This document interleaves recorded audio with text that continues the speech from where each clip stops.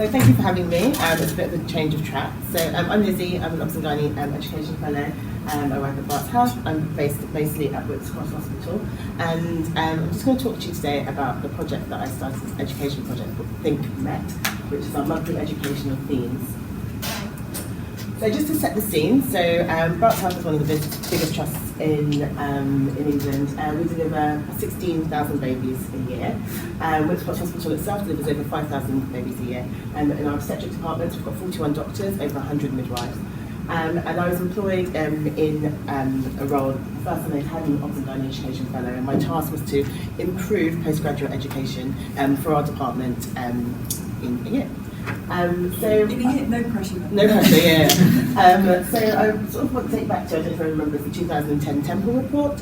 It was a working report working group that came out after the European Working Time Directive, talking about time to train and how we were going to establish training in the new sort of setting of this 48-hour week.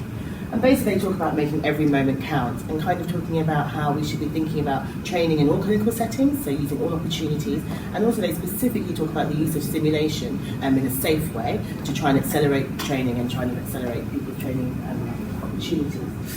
But you have to bear in mind that we work in a shift-based system, and actually the way that our department runs is that actually trainees often aren't around, post-nights, pre-nights, or if they are around, they're working out of hours. And we know that some of these out of hours settings aren't the best time for them to either get as much out of the training. So my challenge was really to think about learning. I think learning is a process of integration, and I think that learners connect facts, and they sort of construct this idea of meaning based on the facts that they've collected in their social construct, in the social context in which they're working. So I wanted to try and establish and integrate this a high quality, acceptable and accessible sort of postgraduate education plan for our department. So I came up with a Think program. So it's Think monthly educational themes. So each month we have an educational theme, and the educational themes that I pick are based on the RCOG curriculum. So they're mapped on curriculum that the college gives us, postgraduate curriculum. So we've covered Think sepsis, Think hemorrhage, Think fertility. You can see all the topics up there. So I pick either topics from the curriculum, or I pick things based on what's happening clinically in our department. So if there's been a new protocol, so we launched a new Code Red protocol, so that was the month where we were going to think hemorrhage, and we used it as a way to embed training, to use training to embed the knowledge, and also to think about the multimodality of this as well. So it wasn't just about we're going to come and we're going to go through this protocol with you so you all know about it. We were trying to use a multimodal way of embedding this training. So this is an example, I don't know how easy it's to show. This is one that we did in July. So in July we were starting a new CTG monitoring, and so some new guidelines on how we were going to assess our CTGs.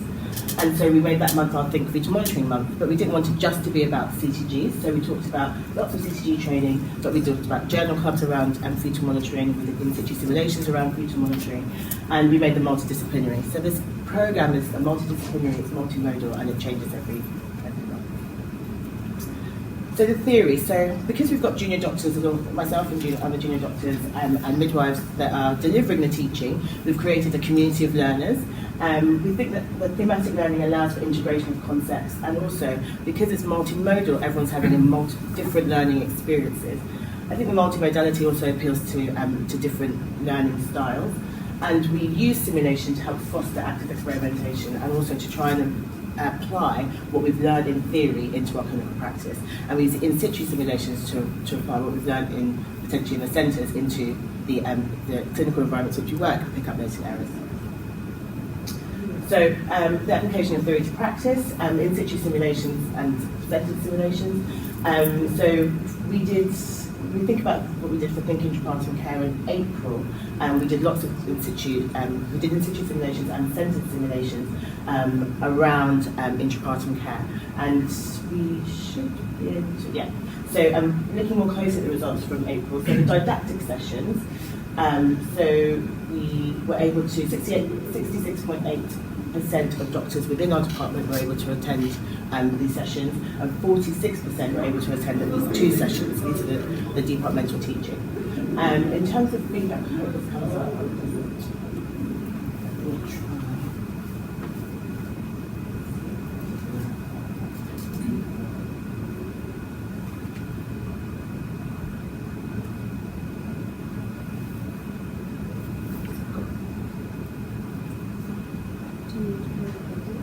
no, it's just that graph should come up. So basically this graph, which should come up, but hasn't, is just sort of shows the feedback we got from our simulation sessions. One of the questions that we asked was whether people attending the simulation felt that simulations were a catalyst to them reflecting on how on their management of the clinical sort of scenarios that we were creating. 85% of candidates did. Whether they found them useful, people did find them useful. Whether they thought that it was beneficial to their learning, and again they did.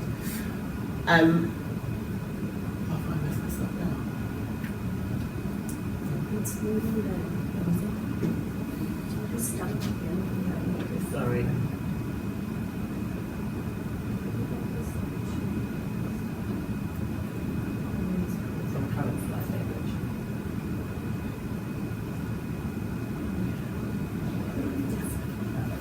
So, thinking about the feedback, so I asked our trainees about their feedback regarding the programme in general, and I wanted to know what sessions they were attending, because obviously we're trying to make it being a multimodal session.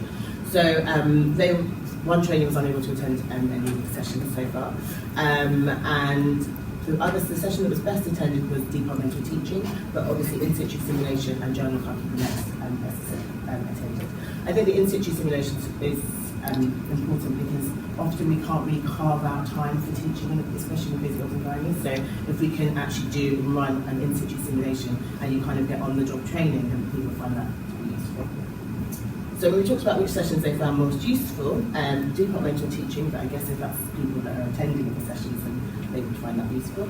Journal club, and again, but here we found that the multidisciplinary obstetric simulation training, which is the in-centre simulation training we delivered, people found that actually more useful than the in-situ simulation. So I guess we'll have to figure out a way of making the in-situ simulation as useful to our cohort of trainees. I wanted to know whether one of the purposes of this was to enable trainees to attend multiple sessions around the same topic. So if you're on night, you don't completely miss that training session and what's happening because you're doing a night shift. And in fact, we did find that was the case. So having a month-long theme that people could come and have multiple sessions to enable that to happen. I wanted to know whether or not they found that it was relevant to their clinical practice, because we were picking topics that were modelled against mirrored to our curriculum, and again they did find it relevant. And whether the multimodal nature of the theme programme was helping their learning, and again, I was pleased to say that they did find that it did help their learning. So overall, I asked them as well whether they would recommend this programme be to other trainees or to other departments, and 94% said that they would, and with almost half said that they would strongly do that. So, in summary, I feel like I was able to implement a well-received education intervention into my department, and I feel like we've been able to foster a community of learners by getting everybody involved in delivering and teaching, and also coming up with the themes as well. The next step, so I'd like to collect some more data about the value in terms of like educational value, in terms of assessment pre and post for each theme. Per se. So how well does someone know hypertension before we do a month of hypertension, and how well does someone know hypertension after we do a month of hypertension? I want to think about the benefits from the multidisciplinary team. So we were thinking that this is a multimodal, multidisciplinary program, but I want to know which sessions are most beneficial to our colleagues. We're going to be rolling out this intervention to the other obstetric department in the trust. And again, thinking about how to integrate our colleagues to sessions beyond just simulation, which they seem to have.